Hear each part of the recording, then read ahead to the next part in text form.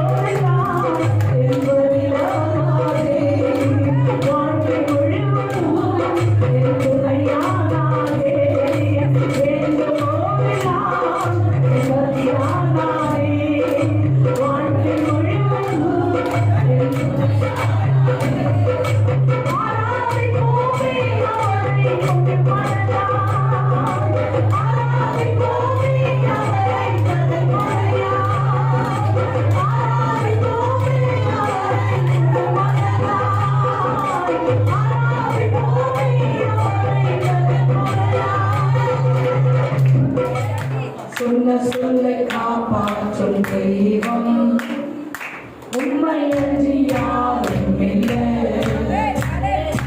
முடிந்தது உலகத்தை மாற்றும் உங்களுக்கு ஈடு.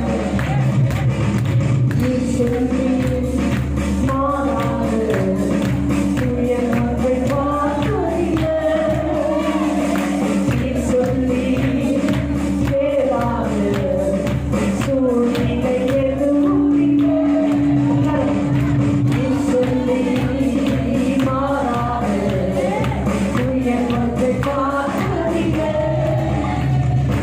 நீ சொல்லி கேளாது சூழ்நிலை எதுவும் இல்லை. என்னை ஆராதனை ஆராதனை அப்போ நான் சொல்லை காப்பாற்றும் இயேசுவுக்கே. ஆராதனை ஆராதனை ஆசையை நிறைவேற்றும் இயேசுவுக்கே. ஆராதனை ஆராதனை சொன்ன சொல்லை காப்பாற்றும் இயேசுவுக்கே. ஆராதனை ஆராதனை வார்த்தையை நிறைவேற்றும் இயேசுவுக்கே. சொன்ன சொல்லை காப்பாற்றும் தெய்வம் உண்மையன்றி யாரும் இல்லை. முடிந்தது உலகத்தை மாற்றும் உங்களுக்கு ஈடு. முடிஞ்சிச்சு நினைக்கிறோமா நம்ம?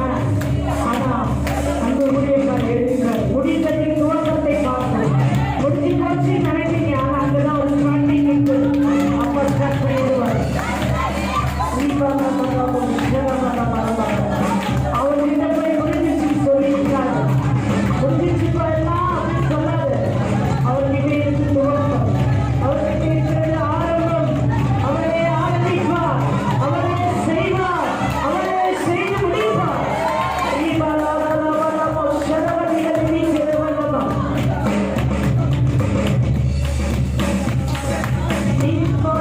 காப்பாற்றுவே கைவிட மாட்டேன் என்று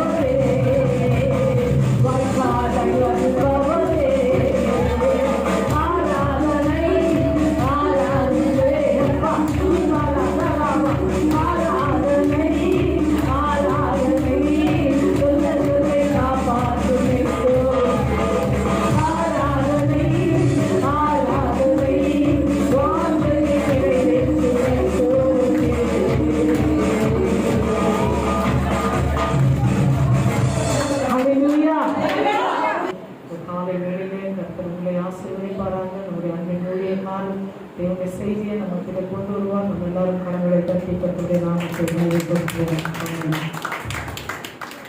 Hallelujah. Hallelujah.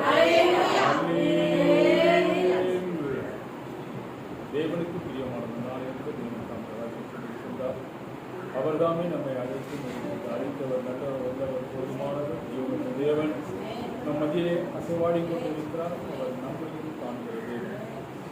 பூமி எங்கும் அவருடைய கண்கள் உலாவி கொண்டிருக்கிறார். இந்த நாளில் சமூகத்திலே வரும்படியாய் அவர் நாம அழைத்திருக்கின்றார்.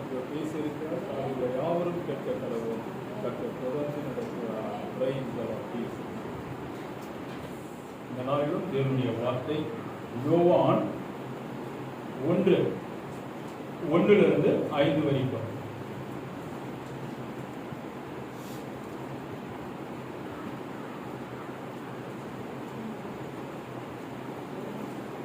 யோவான் 1:1 5 வரைக்கும். தேவன் சொன்ன இந்த வார்த்தையை நினைவுபடுத்த முடியாது.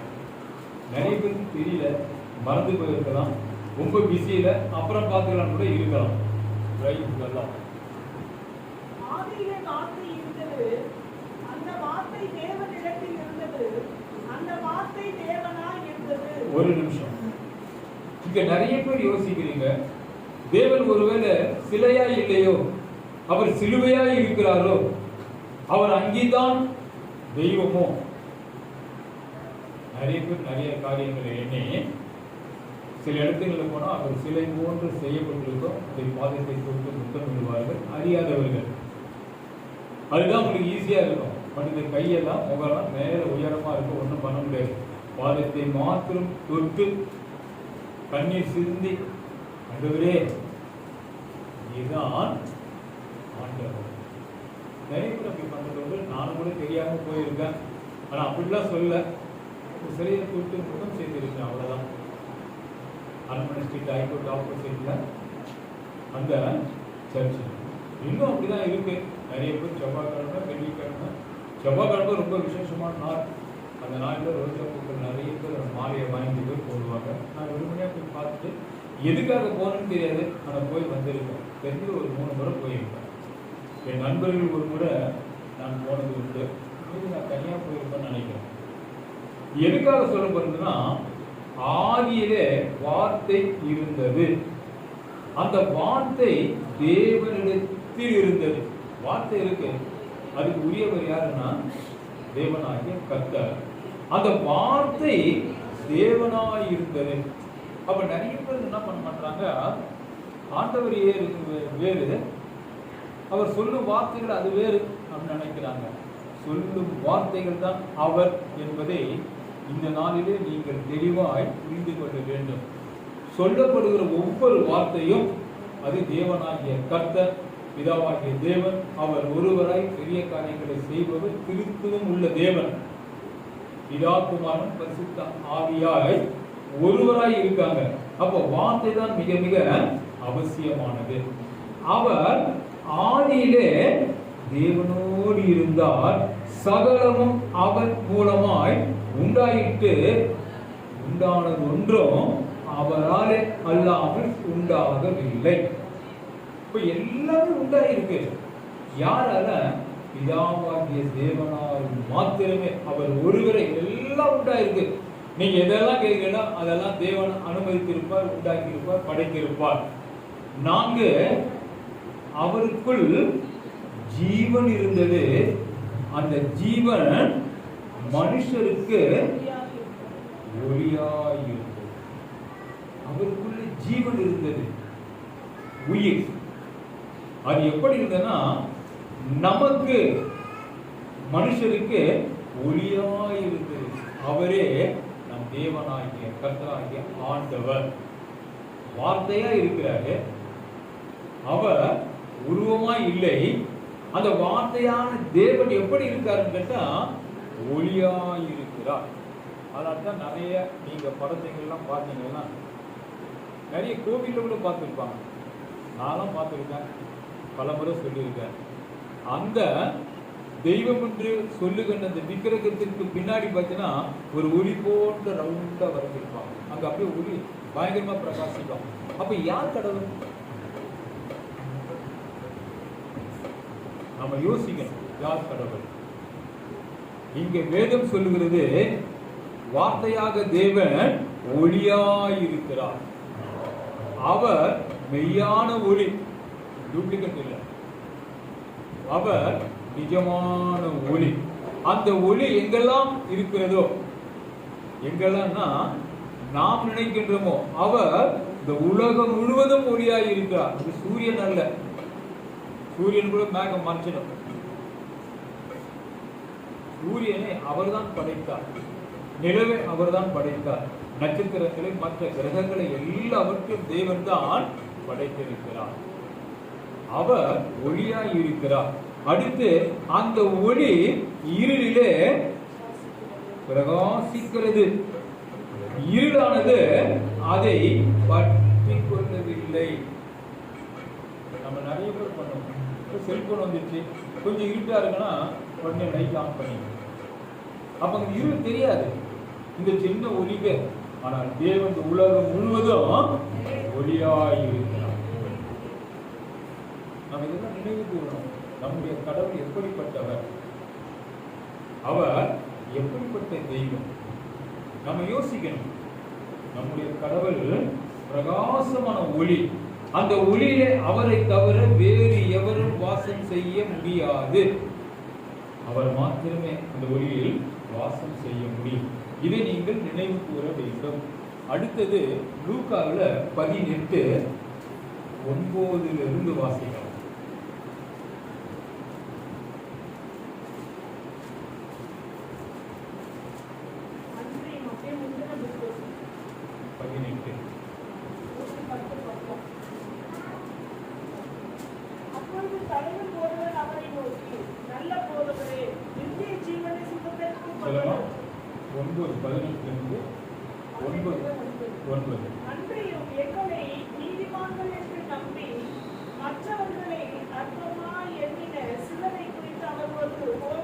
ஒரு காரியம் சொல்றார்.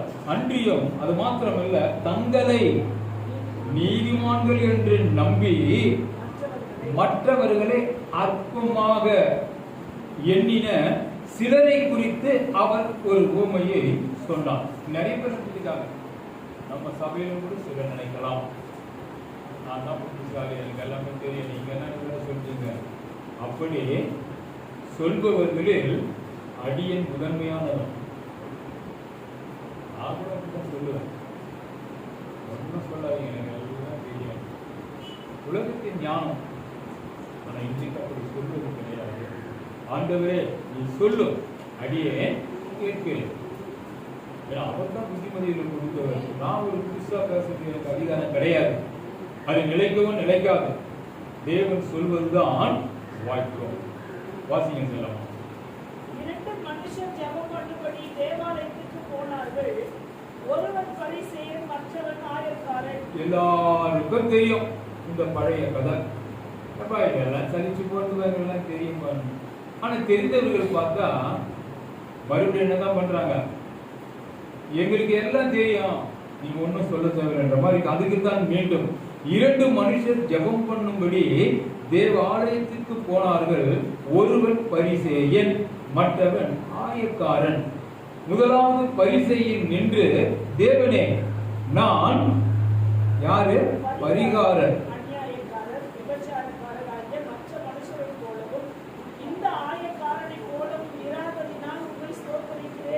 இது பெருமை, ஆணவம், தலகணம் தேவன் உணர்த்துகிறார். மற்றவங்கெல்லாம் காட்டி நாங்க ஒன்றும் அவ்வளோ சலிச்சுவம் கிடையாதுங்க, நாங்கெல்லாம் வசதி தாங்க, உழைச்சி சாப்பிடுறோங்க, யாரையும் நாங்க என்ன பண்றது இல்ல, அநியாயம் பண்றது இல்ல. நாங்கெல்லாம் யாரு, எங்களுக்கெல்லாம் நீங்க புத்தி சொல்லாதீங்க, நாங்க எல்லாம் புத்திமதிகள் ரொம்ப நிறைந்தவங்க. எங்க குடும்பம் எப்படியாப்பட்ட குடும்பம், நாங்க இந்த இனத்தை சார்ந்தவர்கள், இந்த மதத்தை சார்ந்தவர்கள் அப்படின்னு சொல்லுவது நம்மில் இருக்கலாம்.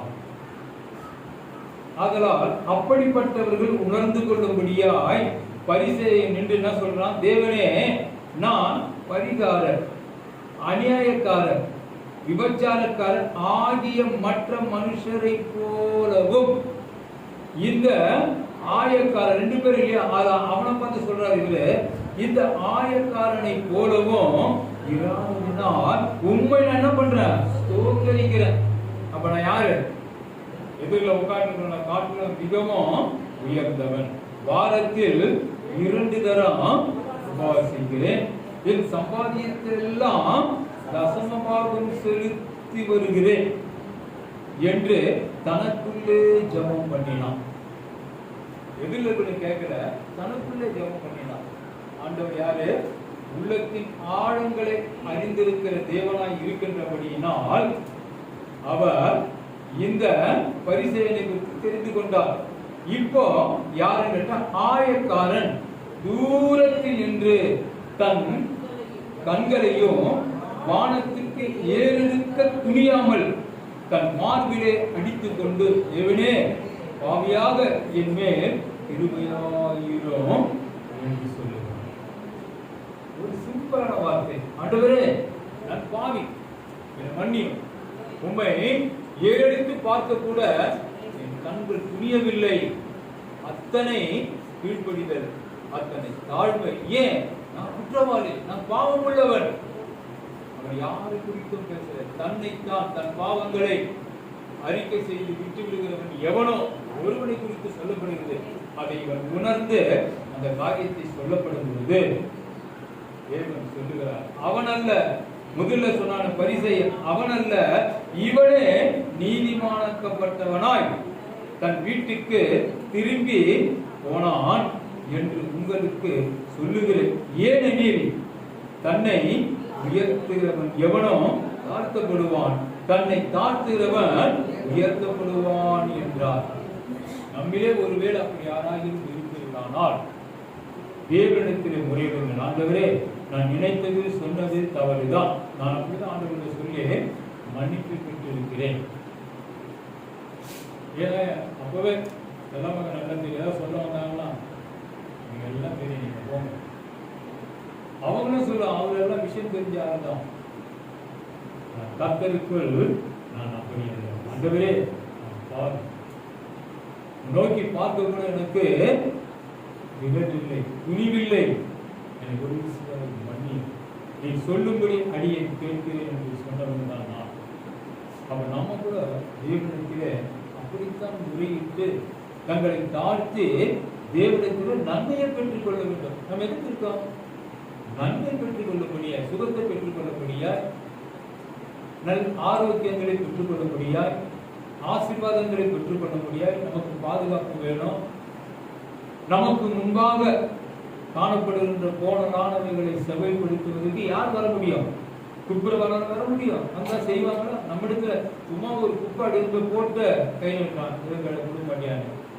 நம் தேவனாகிய கர்த்தர் நமக்காக யாவற்றையும் செய்து முடித்தவர், நமக்காக முன் செல்பவர், நமக்காக யுத்தம் செய்கிற தேவன். அப்ப இந்த தேவனை நம்ம எப்படி ஏற்றுக்கொள்ள வேண்டும்? அவர் நாம் நல்லா இருக்கின்றதாக தான் இந்த புத்திமதிகளை சொல்லுகிறார். குற்றப்படுத்த அல்லவே, ஞாபகப்படுத்துகிறார். ஒருவேளை மறந்து போயிருக்கலாம். மனைவி கூட கேட்பாங்க, இங்கேயா போக எடுத்துக்கிட்டியா, கேஷ் எடுத்துக்கிட்டியா, வாட்ச் எடுத்துக்கிட்டியா, செல்போன் எடுத்துக்கிட்டியா, லைசன்ஸ் எல்லாம் எடுத்துக்கிட்டியா, ஒருவேளை பேனா ஆபீஸ் பேனெல்லாம் எடுத்துக்கிட்டியா, சரி சில டிரைவர் இருக்காங்க, இதெல்லாம் எடுத்துக்கிட்டியா, எடுத்துக்கிட்டியா, எடுத்துக்கிட்டியா, எல்லாம் எடுத்துக்கிட்டியா. நாம முக்கியம் செய்யலாம், ஆனாலும் கூட நமக்கு துணை செய்கிறவர் தேவனாகிய கர்த்தர். இதை நீங்கள் மனதில் வைத்து தேவனிடத்திலே உங்களை ஒப்பு கொடுத்து தேவனுக்குள்ள இன்னும் உங்களை திடப்படுத்திக் கொள்ளப்பட நாம் காணப்பட வேண்டும். அடுத்தது 17, அதிலேயே 17. எவனாகிலும் சிறு பிள்ளையைப் போல் தேவனுடைய ராஜ்யத்தை ஏற்றுக் கொள்ளாவிட்டால் அதில் பிரவேசிக்க மாட்டான் என்று மெய்யாகவே உங்களுக்கு சொல்லுகிறேன் என்றார். தேவன் சொல்லுகிறார். சிறு பிள்ளைனா என்ன? அதுக்குள்ள கபடு இருக்காது, எவ்வளவு தெரியும், அது என்னன்னு புரியாது. பெற்றோர்கள் மற்றவர்களுக்கு என்ன பண்ணுவாங்க? சொல்லி தருவார்கள். கண்டிப்பு இல்லை, சொல்லி தருவார்கள். ஆதலால் யாரா இருந்தாலும் எங்களோடு சேர்த்து சிறு பிள்ளையை போல் தேவனுடைய ராஜ்யத்தை ஏற்றுக்கொள்ளாவிட்டால் அதில் பிரவேசிக்க மாட்டான் என்று மெய்யாகவே உங்களுக்கு சொல்லுகிறேன் என்றார். அப்ப எல்லோரும் சிறு பிள்ளையை போல தாழ்மையால் எந்த கவலை சோதுவாது இல்லாதபடி, அது சிறு பிள்ளை அந்த மாதிரி நம்ம தேவனுக்கு இருக்க வேண்டும். இது இந்த நாளில் தேவனாகிய கர்த்தர் நமக்கு நினைவுபடுத்துகிறார். அடுத்து பாருங்க, லூக்கா 21:36. ஆகையால் இனி சம்பவிக்க போகிற இவைகளுக்கெல்லாம் நீங்கள் தப்பி மனுஷகுமாரனுக்கு முன்பாக நிற்க பாத்திரவான்களாக எண்ணப்படுவதற்கு எப்பொழுதும் ஜெபம் பண்ணி விழித்திருங்கள் என்றார். இப்ப என்ன பண்ணணும்? இதெல்லாம் சொல்லியாச்சு, புத்திமதிகள் சொல்லியாச்சு. தேவனுக்கு எப்படி இருக்கணும் ஒவ்வொருவரும் எங்களோடு சேர்த்து சொல்லப்பட்டு இருக்கு. ஆகையால் இனி சம்பவிக்க போகிற இவைகளுக்கெல்லாம் நீங்கள் தப்பி மனுஷகுமாரனுக்கு முன்பாக நிற்க பாத்திரவான்களாக எண்ணப்படுவதற்கு, பாத்திரவான் சொல்லலாம், ஆனால் பாத்திரவான்களாக எண்ணப்படுவதற்கு எப்பொழுதும் ஜபம் பண்ணி விழித்திருங்கள் என்றார். அப்படின்னா என்ன? சிவராத்திரி, நவராத்திரி, போகி பண்டிகை, கிறிஸ்துமஸ் இப்படியெல்லாம் பண்டிகை வருது. அந்த நாளில் அப்படி கண் விழித்து நம்ம பரலோகம் போவதற்கு பரமபிதா யாரு? பரமபிதா. அதற்கு ஒரு பேப்பர் ஒன்று அச்சடிச்சு அதில் விளையாடி நான் எங்கே போயிடுவேன்? பரலோகம் போயிடுவேன். ஆண்டவரை பற்றி தெரிஞ்சுக்க தேவையில்லை, ஞானஸ்தானம் எடுக்க தேவையில்லை, அப்படி சத்தியத்தை கேட்டு உணர தேவையில்லை. இந்த பூமியிலே அநியாயங்கள், அக்கிரமங்கள், பொல்லாப்பு, அவதூறு, அசட்டப்புணி, இது மாதிரி இதெல்லாம் கவலையே இல்லை. ஸ்ட்ரெயிட்டாக பரமபாதத்தில் ரிச்சாகோ தாயபஸை போட்டு அப்படியே என்ன பண்ணிடலாம்? பரலோகத்தில் போயிடலாம் அப்படின்னு நினச்சி நிறைய பேர் என்ன பண்ணுறாங்க? அந்த நாளில் இதெல்லாம் பயன்படுத்துகிறாங்க. சில பேர் காசு விளையாடுறாங்க, சில பேர் சினிமாவுக்கு போகிறாங்க, பீச்சுக்கு போகிறாங்க, கிளப்புக்கு போகிறாங்க. எங்கே போகிறதுக்கு? பரலோகம் போகிறதுக்கு. அந்த ராத்திரி இங்கெல்லாம் போயிட்டு வந்துட்டா பரலோகம் போயிடலாம். சிலர் என்ன சொல்றாங்க? பலவிதமான காய்கறிகளை வாங்கி கட் பண்ணி அதை சமைத்தோ அரவைக்காரோ எப்படியோ போட்டு படையல் போட்டு எல்லாம் முடிச்ச உடனே எங்க போயிடலாம்? பரலோகம் போயிடலாம். அப்ப சபையெல்லாம் தேவையில்லையே, போதகர் தேவையில்லையே, சுவிசேஷன் தேவையில்லையே.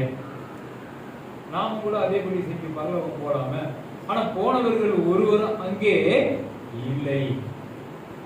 ஏன்? நட ஒன்றும் திறக்கல. தேவன் வரும் பொழுது வந்து அவர் தன்னுடைய சீஷர்களையும் தேவனுக்குள் இருப்பவர்களையும் நியாயம் விசாரிக்கும்படியாய் நியமிக்கப்படும் போது அவர்களால் நியாயம் விசாரிக்கப்படும். பிறகுதான் நீ எந்த லோகத்திற்கு போவாய்? நரக லோகத்திற்கா பரலோகத்திற்கா? உலகம் ஒன்று, ஆனால் அதிலே இரண்டாய் பிரிக்கப்பட்டு இருக்கிறது. நல்லவைகள், கெட்டவைகள், தீமையானவைகள். அப்ப ரெண்டு லோகம் இருக்கு. ஒன்று பரலோகம், இன்று நரக லோகம். நாம் எதற்கு போக வேண்டும்? நான் முதல்ல சொன்னது மாதிரி அதெல்லாம் கடைபிடிச்சு தாயபசை வச்சாக ஆடி அந்த பரமபிதால அப்படியே ஏனிகளை போட்டுக்குது, ஏறி ஏறி ஏறி எங்கேயோ ஒரு போட்டோ போட்டுச்சுது, அங்கே போயிடுவோமானா போகலாம். அங்கே போனவங்க அந்த ஆட்டம் புரிஞ்சு பார்த்தா எங்கே இருக்கிறாங்களோ அங்கே தான் இருப்பாங்க. இன்னும் பரலோகம் போலியா? எல்லாம் போயிருக்கேன். அப்போ இங்கேயே இருக்கிற சும்மா இன்னைக்கு நல்ல நாள் கிண்டல் பண்ணாரு. என்ன வருது? எரிச்சல் வருது, கோபம் வருது, அவதூறு பேசு, துணியுது உள்ளம். இந்த நாளிலும் கூட சபையிலே வந்து அமர்ந்து தேவனுடைய சத்தியத்தை கேட்டு அதை உணர்ந்து, ஆண்டவரே என்னை கூட ரட்சி, என்னை தகுதிப்படுத்தும், நான் உமது ராஜ்யத்திலே காணப்பட வேண்டும். எப்போ?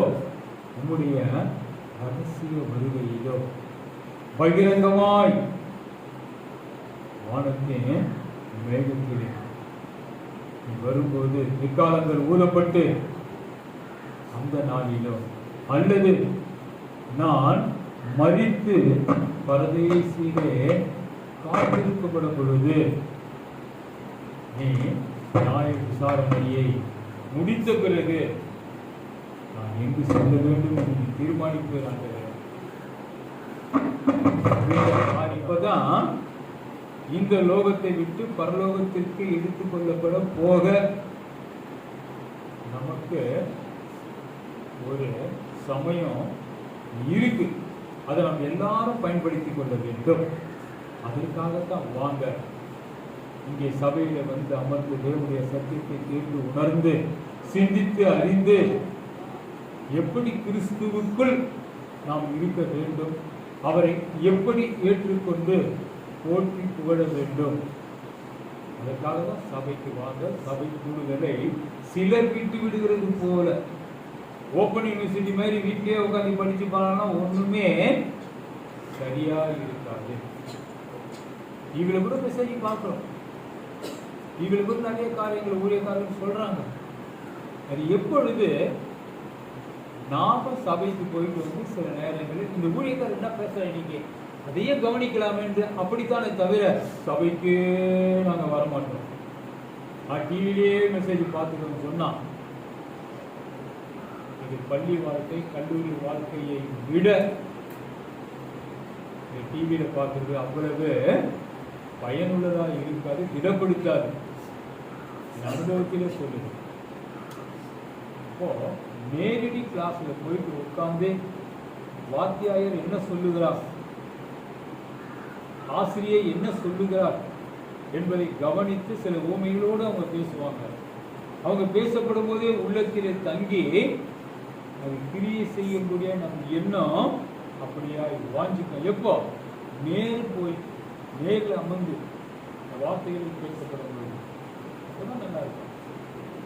சினிமாவில் நிறைய நடிகைகளை தமாஷ் பண்ற நடிகர்களை பார்க்குறோம். ஒருவேளை நீங்க பார்க்கல, நான் பார்க்கறதா இருக்கட்டும்.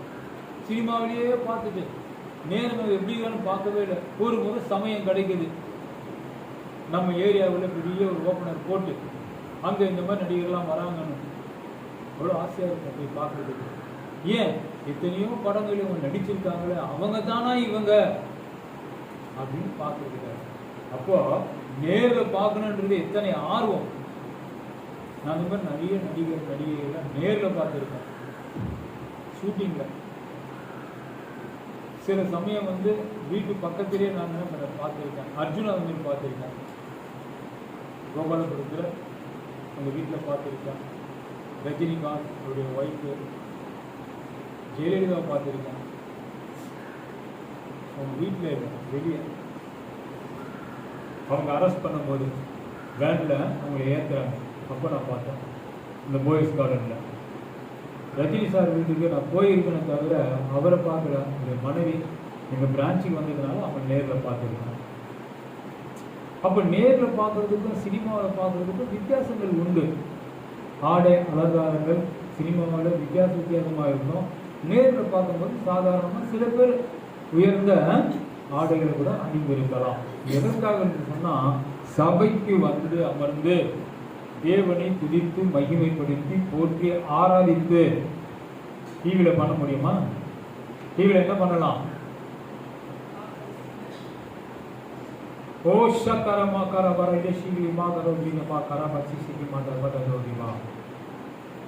திபில்லா காரமாக ஈகாலாக நீக்கி திபில்லா காரக சோக்கு நீக்கி பாக்காரகமைக்கா கலாஷோ தெரியுமா கரி நிகிலிகிலியா கரவா கிரி கிரினிவா கரி விதானமான ஷா கரவானி பத்தோரி பலபரகி ரபாஷினி மாக்கா.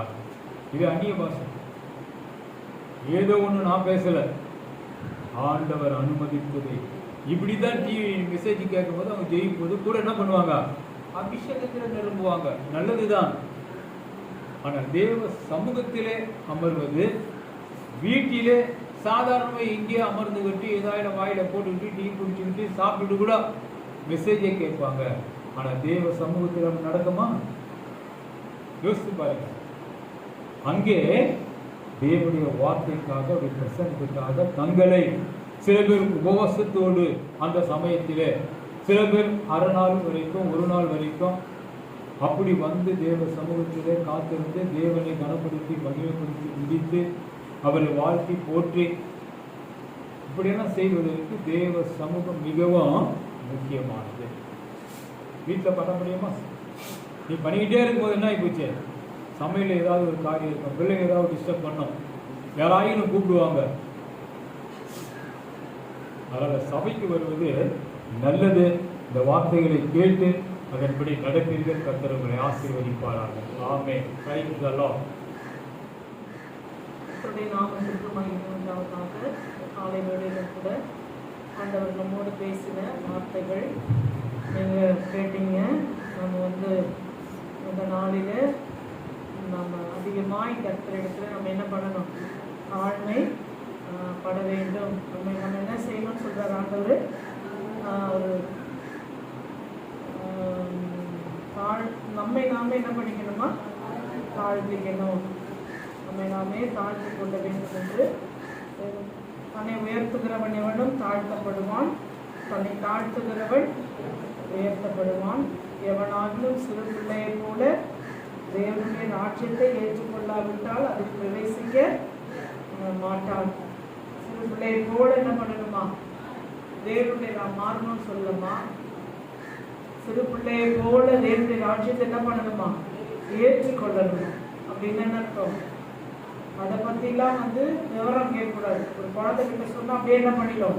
நம்பிடும். அது போல கடவுளுடைய ராஜ்யம் ஒன்று இருக்குது அப்படின்னு சொன்னால் என்ன பண்ணணும்? நம்பணும். அங்கே இப்படி இருக்கவங்க தான் போக முடியும்னா நம்பணும். அதை அப்படியே என்ன பண்ணணுமா? சிறு பிள்ளையை போல ஏற்றுக்கொள்ளணுமா? ஏற்றுக்கொண்டு அந்த காரியத்தை நம்ம என்ன பண்ணணும்? அங்கே போகிறதுக்கு உண்டான காரியத்தை செய்யணும். அப்போ ஒரு குழந்தையை போல நம்ம என்ன பண்ணணும்? அவருடைய வார்த்தைகளை நம்ம ஏற்றுக்கொள்ள வேண்டும். எல்லாத்துக்கும் இது என்ன அது என்ன அப்படின்னு கேட்கக்கூடாது. கடவுளுடைய வார்த்தைகளை, ராஜ்யத்தின் வார்த்தைகளை சிறு பிள்ளை போல் நம்ம என்ன பண்ணணும்? ஏற்றுக்கொள்ள வேண்டும். கர்த்தருடைய ராஜ்யம் இருக்கிறது. எங்க இருக்கு அதெல்லாம் நமக்கு தெரியுமா? தெரியாது. ஆனா இதுல என்ன பண்ணப்பட்டிருக்கு? எழுதப்பட்டிருக்கு. அவருடைய ராஜ்யம் இந்த பூமிக்கு வரப்போகுது. அந்த ராஜ்யம் இப்பொழுது வந்திருக்கிறதே என்று ஆண்டவர் சொல்றார். இப்ப என்ன பண்ணிருக்கா? வந்திருக்கு. இப்போ ஆண்டவர் எங்க இருக்கிறாரோ அங்கதான் அவருடைய ராஜ்யம் வந்திருக்கு. இப்ப படிச்சோம் இல்லையா? எலிசாவை பத்தி படிக்கும் போது என்ன சொன்னோம்? அக்கினிமயமான குதிரைகள், ரதங்கள் என்ன பண்ணிருக்கு? கீழே இறங்கி வந்திருக்கு. அப்ப அக்கினிமயமான ரதம்லாம் குதிரைலாம் நம்ம எங்கேயா பார்த்துருக்கணுமா? இல்ல, உலகத்துல பார்க்கல. அப்போ அவருடைய ராஜ்யத்துல அதெல்லாம் இருக்குது. அது என்ன பண்ணிருக்கு? இறங்கி வந்தது. அது போல ஆண்டவராகிய தேவனுடைய ராஜ்யம் இப்போ நம்ம மத்தியில் என்ன பண்ணிருக்கு? வந்திருக்கு. நம்ம வரும்போதெல்லாம் அவருடைய ராஜ்யத்தின் பிள்ளைகளாக தான் நம்ம உட்கார்ந்து இருக்கிறோம். அவரோட வார்த்தைகளை நம்ம அழகா கேட்டு அவருடைய வழிகளில நம்ம நடக்கும்போது நம்முடைய வாழ்க்கை மிகுந்த ஆசீர்வாதத்துக்குள்ளாக கடந்து போகும். ஆண்டவர் சொல்றாரு,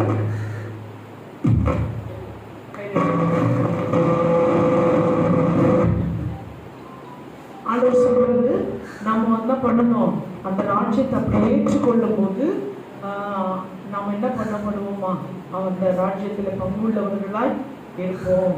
சிறு பிள்ளையை போல என்ன பண்ணணும்? ஏற்றுக்கொள்ளணும் ராஜ்யத்தை. அந்த ராஜ்யத்தை ஏற்றுக்கொள்ளும் போது நாம் என்ன செய்வோம்?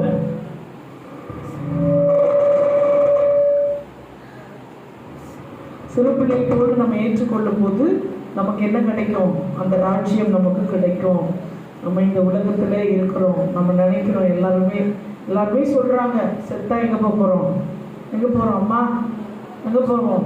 மோட்சம், பரலோகம் நம்ம தான் சொல்றோம். வெளியே இருக்கவங்க என்ன சொல்றாங்க? மோட்சத்துக்கு போயிட்டாரு.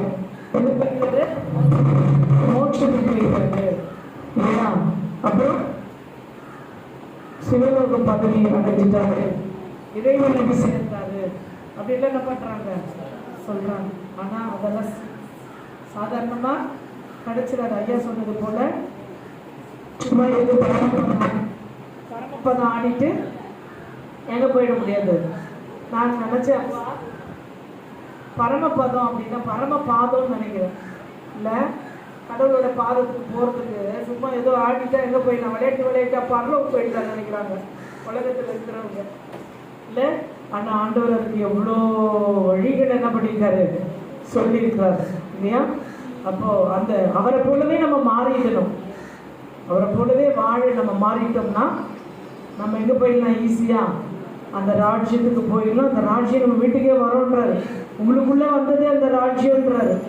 இப்போ அந்த பரலோக ராஜ்யத்தின் சந்தோஷம் நமக்குள்ளே என்ன பண்ணோம், உலகத்தில் வாழும்போதே வரணும். ஏன்னா ஏன் சொல்லுங்க, நான் சொல்றது நீங்க சொல்லிடுறீங்களா பார்க்குறேன். ஏன் உங்களிடத்தில் வந்ததே அப்படின்னாரு. அப்படின்னா என்ன அர்த்தம்? இயேசுவே நமக்குள்ள வந்து இருக்கிறாரு, ஆவியானவரே நமக்குள்ள இருக்கிறாரு. அப்போ கடவுளே நமக்குள்ள இருந்த ஒரு ராஜ்யமும் நமக்குள்ள தான் இருக்கிறது இல்லையா? இப்போ எவ்வளோ சந்தோஷத்தை நம்ம அனுபவிக்கிறோமோ அதே சந்தோஷத்துக்கு அதிகமான சந்தோஷத்தோடு நம்ம கடவுளோடு வாழ போகிறோம். இந்த காலைகளில் கர்த்தர் உங்களோட பேசியிருக்கிறார். ஆகையினால நம்ம பெருமை உள்ளவர்களாக இல்லாதபடி நம்முடைய செபங்களிலே கூட அவர் சொன்னார். நம்ம தனக்கு தானே தான் சொல்லி கொண்டான். போய் அந்த ஆளை பார்த்து டேய் நான் உன்னை போல இல்லைடா அப்படின்னு அவனை பார்த்து சொல்லலை, இல்லை சத்தமாக ஜெபம் பண்ணலை, அவன் தனக்கு உள்ளே சொல்லி கொண்டான். ஆனால் அதை கர்த்தர் கேட்டார். அவன் அல்ல, இவனே நீதிமானாக்கப்பட்டவனாய் கடந்து போனான். நம்முடைய செபங்கள் கூட கடவுளோடு பேசும்போது மிகவும் தாழ்மை உள்ளதாக இருந்தால் மிகவும் பலனுள்ளதாக இருக்கும், ஏற்புடையதாக இருக்கும். கர்த்தர் நம்மை ஆசீர்வதிப்பார். ஆமென். அல்லேலூயா, அல்லேலூயா. அந்த நாமம் மகிமைப்படுவதாக. இயேசு நீங்கே இருக்கையிலே நாங்கள் சோர்ந்து போவதில்லை. இயேசு நீங்கே இருக்கையிலே நாங்கள் சோர்ந்து போவதில்லை. நீங்க எல்லாமே பார்த்து கொள்வீங்க, நீங்க எல்லாமே பார்த்து கொள்வீங்க. இயேசு நீங்க இருக்கையிலே நாங்கள் சோர்ந்து போவதில்லை. இயேசு நீங்க இருக்கையிலே நாங்கள் சோர்ந்து போவதில்லை. சமாதானம் காரணம் நீங்கேதானே, சர்வ வல்லவரும் நீங்கேதானே. சமாதானம் காரணம் நீங்கேதானே, சர்வ வல்லவரும் நீங்கேதானே. நாங்கள் சோர்ந்து போவதில்லை. இயேசு நீங்க இருக்கையிலே நாங்கள் சோர்ந்து போவதில்லை. நீங்க எல்லாமே பார்த்து கொள்வீங்க, நீங்க எல்லாமே பார்த்து கொள்வீங்க. அதிசயம் நீங்க தானே, அதிசயம் தேவனும் நீங்க தானே. ஆலோசனை கர்த்தர் நீங்க தானே, அதிசயம் தேவனும் நீங்க தானே. ஆலோசனை கர்த்தர் நீங்க தானே. இயேசு நீங்க இருக்கையிலே நாங்கள் சோர்ந்து போவதில்லை. இயேசு நீங்க இருக்கையிலே நாங்கள் சோர்ந்து போவதில்லை. தாயும் தகப்பனும் நீங்கதான், எனக்கு தாயும் தகப்பனும் நீங்கதான். தாயும் சுமதானி நீங்கதானே, தாயும் தகப்பனும் நீங்கதானே. தாயும் சுமதானி நீங்கதானே. இயேசு நீங்க இருக்கையிலே நாங்கள் சோர்ந்து போவதில்லை. இயேசு நீங்க இருக்கையிலே நாங்கள் சோர்ந்து போவதில்லை.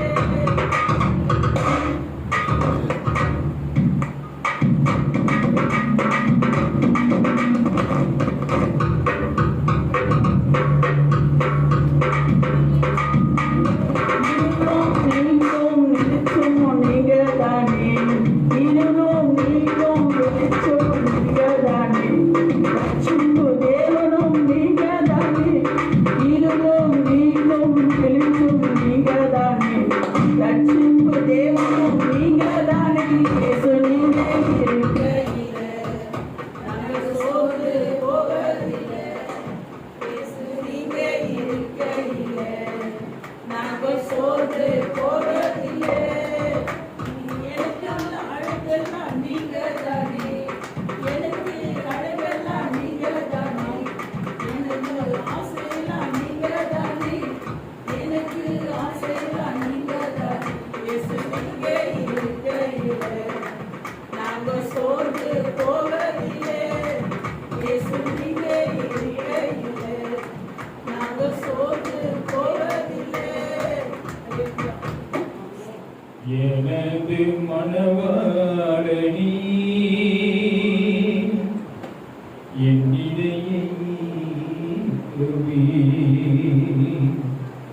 இனியவரே இயேசையா, உம்மைத்தான் தேடுகிறேன். நான் உம்மைத்தான் நேசிக்கிறேன். எனது மணவாளனே,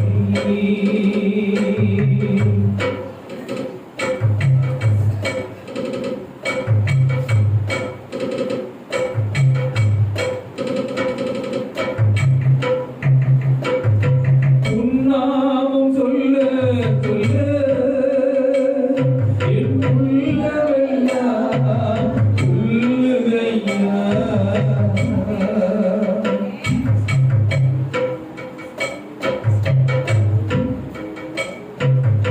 உன்னாமம் சொல்ல சொல்ல என் உள்ளமெல்லாம் துள்ளுதையா. உன் அன்பை பாட பாட, உன் அன்பை பாட பாட, இதயமெல்லாம் இனிக்குதையா, இதயமெல்லாம் இனிக்குதையா. எனது மணவாளனே,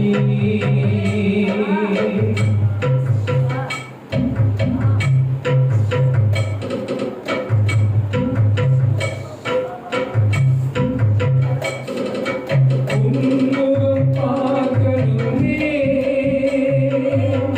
உன் அழகை ரசிக்கணுமே.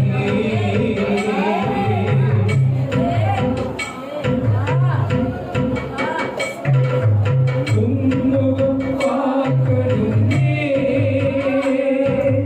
உன் அழகை ரசிக்கணுமே.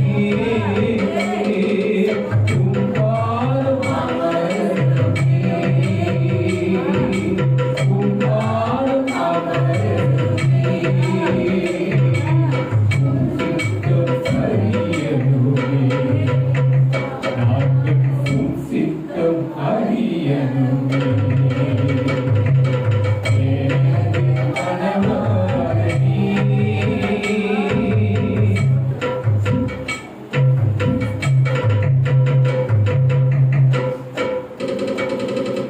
நான் பார்க்கும் பார்வையெல்லாம் ஏத்தனமாக இருப்பதாக.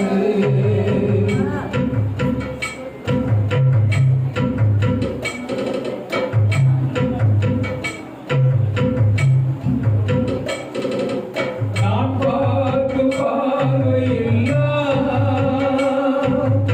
ஏற்றமாக இருப்பதாக. நான் நடக்கும் பாதையெல்லாம், நான் நடக்கும் பாதையெல்லாம்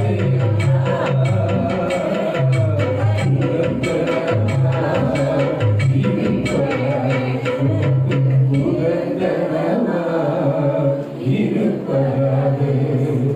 எனது மணவாளனே, என் இதயத்தே இயேசுவே, இனியவரே இயேசையா, உம்மைத்தான் தேடுகிறேன். நான் உம்மைத்தான் நேசிக்கிறேன்.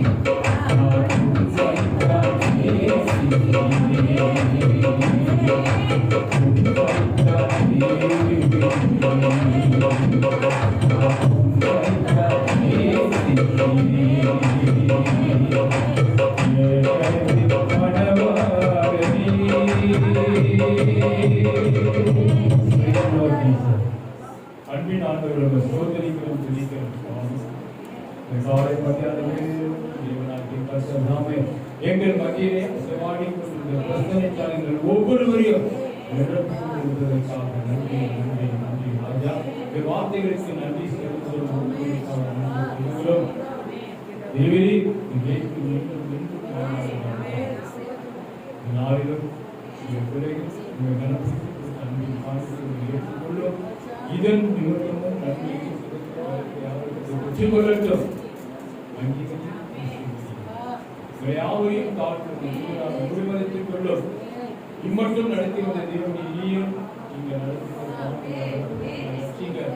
கிருபையினால் முடிவடைந்து கொள்ளும். உங்களை தாழ்த்துகிறோம். எல்லா துதிகளும் மகிமையாவும் ஒருவருக்கே செலுத்துகிறோம் என்று சொல்லுகிறாவே. ஆமென், ஆமென், ஆமென். என் ஆத்மாவே கர்த்தரை ஸ்தோத்திரி, என் முழுவதுமே பரிசுத்த நாமத்தை ஸ்தோத்திரி. என் ஆத்மாவே கர்த்தரை ஸ்தோத்திரி, அவர் செய்த சகல உபகாரங்களையும் மறவாதே. ஆமென். கர்த்தராகிய இயேசு கிறிஸ்துவின் அன்பும் பரிசுத்த ஆவியானவருடைய அன்பின் ஐக்கியம் இன்றும் என்றும் கூடி வந்திருக்கின்ற அனைவரோடும் என்றென்றும் இருப்பதாக. ஆமென். ஹல்லேலூயா, ஹல்லேலூயா, ஹல்லேலூயா. தேவனுக்கு பிரியமான கர்த்தர் தாம் ஒவ்வொருவரையும் தினப்படுத்தி பலப்படுத்தி பாதுகாத்து ரட்சித்து ஆசீர்வதிப்பாராக. கர்த்தருக்கே மகிமை உண்டாவதாக. ஜெபிச்சு நினைக்கிறப்ப வாசல் கர்த்தர் இன்னும்